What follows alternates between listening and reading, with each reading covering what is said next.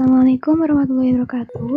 Baik, di sini saya Qoyimatul Mufidah akan mempresentasikan tentang metode penugasan tak seimbang. Di sini saya akan menjelaskan tentang kasus minimasi terlebih dahulu. Sebelumnya ada beberapa hal yang perlu kita ingat kembali. Yang pertama adalah syarat untuk menyelesaikan persoalan penugasan dengan metode pemberian adalah jumlah baris sama dengan jumlah kolom. Kemudian, jika jumlah baris tidak sama dengan jumlah kolom, maka harus kita seimbangkan, sehingga jumlah baris itu sama dengan jumlah kolom dengan cara menambah variabel dummy yang bernilai 0 pada baris atau kolom. Selanjutnya, jika jumlah baris itu kurang dari jumlah kolom, maka variabel dummy yang ditambahkan itu pada baris. Kemudian, jika jumlah kolom kurang dari jumlah baris, maka variabel dummy yang ditambahkan itu terletak pada kolom. Nah, di sini ada satu kasus di mana ada 3 pekerja, yaitu Tony, Tono, dan Toto. Dan di sini ada jenis pekerjaan itu ada 4. Ada tukang kayu, tukang cat, tukang pembantu, dan tukang bangunan. Pekerjaannya itu ada 4 jenis, dan pekerjanya hanya ada 3. Nah, untuk menyeimbangkan tabel ini, kita tambahkan dummy pada kolom. Kenapa pada kolom? Karena jumlah kolom itu kurang dari jumlah baris, sehingga kita tambahkan dummy-nya pada kolom. Soal ini, kita diminta untuk mengalokasikan para pekerja sesuai dengan jenis pekerjaan yang tepat, dan kita juga mengeluarkan biaya untuk gaji pekerjanya itu minimal. Jadi, kasus ini bisa dikatakan sebagai kasus minimasi. Setelah kita menambahkan dummy pada kolom, langkah selanjutnya adalah kita mencari nilai terkecil pada setiap baris.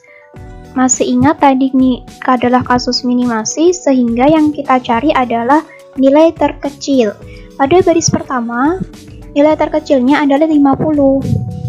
Pada baris kedua, nilai terkecilnya adalah 45. Baris ketiga, nilai terkecilnya adalah 60. Dan baris keempat, nilai terkecilnya adalah 50.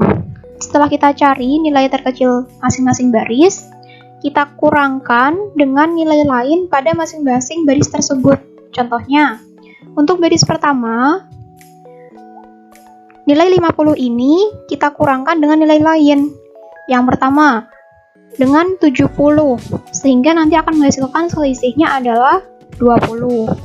Dengan 85, nanti akan menghasilkan selisih yaitu 35. Untuk baris yang kedua, nilai 45 ini kita selisihkan pada satu baris yang kedua. 45 min 45, 0. Kemudian 60 dan 45 selisihnya adalah 15. Dan 55 dengan 45 selisihnya adalah 10. Begitu seterusnya sampai baris keempat. Baik, ini adalah tabel setelah kita kurangkan dengan nilai paling kecil pada setiap baris. Setelah itu, kita periksa masing-masing kolom apakah dia sudah memiliki nilai 0 atau belum. Untuk kolom pertama sudah, kolom kedua sudah, dan kolom ketiga sudah. Ini tidak berlaku pada kolom dummy karena pada dasarnya nilai dummy itu sudah 0. Selanjutnya, setelah kita pastikan semua kolom itu memiliki nilai 0, kita coret kolom atau baris yang memiliki nilai 0. Seperti ini. Nah, setelah kita coret, kita hitung coretan kita. Ada 1, 2, 3, 4. Nah, jika jumlah coretan itu sudah sama dengan jumlah kolom atau jumlah baris, itu berarti tabelnya sudah optimal. Kita tahu di sini berapa jumlah barisnya itu sudah ada 4, kolomnya ada 4, dan coretannya ada 4. Berarti tabel ini sudah optimal. Setelah optimal, kita alokasikan mana pekerja yang bertugas sebagai tukang kayu atau tukang cat atau pembantu atau bangunan.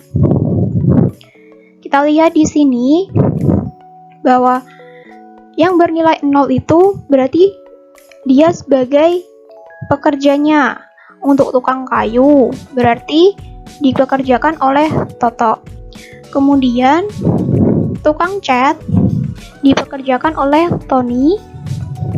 Karena di sini nilai 0 itu sudah diambil oleh tukang cat, maka pembantu kosong. Jadi pembantu di sini tidak perlu. Kemudian tukang bangunan itu dipekerjakan oleh Tono. Kemudian nilai di sini dapat dari mana? Kita dapatkan dari tabel awal. Nah, tabel awal ini tabel pertama kali soal sebelum kita tambahkan apa-apa tadi loh. Sebelum kita tambahkan dummy. Sehingga kita periksa di sini, kita cocokkan kayu di kolom Toto. Itu ada nilainya adalah 50. Sedangkan cat di Tony itu 45. Pembantunya itu 0 karena dia tidak ada pekerjanya, dan bangunan itu di Tono bernilai 50. Kita jumlahkan semuanya sehingga nilai minimum, biaya minimum yang dikeluarkan oleh si bos itu untuk membiayai para pekerja ini totalnya adalah 145. Metode penugasan tak seimbang ini juga bisa kita kerjakan dengan aplikasi TM. Mari kita coba untuk membuktikan apakah benar totalnya itu 145 atau bukan. Nah, ini adalah tampilan awal aplikasi TM. Kita klik assignment untuk metode penugasan. Kemudian kita bisa memberi detailnya di sini karena ini proses kasus minimasi, bisa kita beri judul sesuai soal. Untuk number of job-nya bisa kita sesuaikan dengan jumlah baris dan kolom pada soal, yaitu ada 4. Kemudian kita klik kasus minimize, karena akan kita cari adalah kasus minimize. Ini bisa klik folder untuk dimodifikasi sesuai keinginan kita. Misalnya tukang kayu,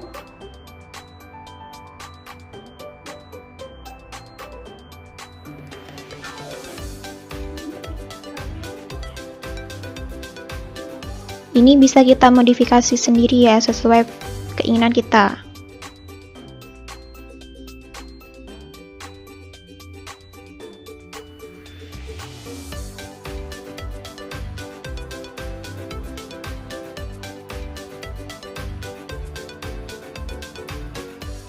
Di bagian kolom juga bisa kita modifikasi.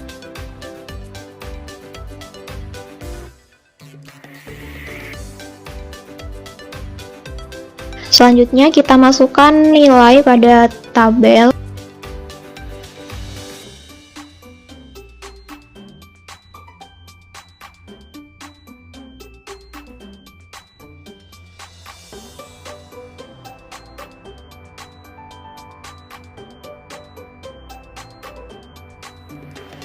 Nah, setelah kita masukkan ke dalam tabel nilai-nilai yang di soal tadi, langsung kita proses datanya. Setelah kita inputkan, kita klik solution untuk mengetahui pengeluaran biaya gaji minimum.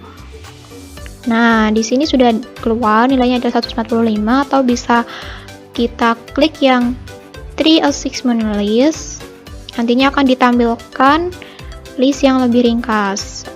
Nah, jadi tukang kayu dikerjakan oleh Toto, tukang cat dikerjakan oleh Tony, pembantu tukang itu tidak ada, dan tukang bangunan dikerjakan oleh Tono. Sehingga pengeluaran biaya gaji minimum yang harus dikeluarkan itu sebesar 145. Sama seperti yang kita kerjakan tadi secara manual.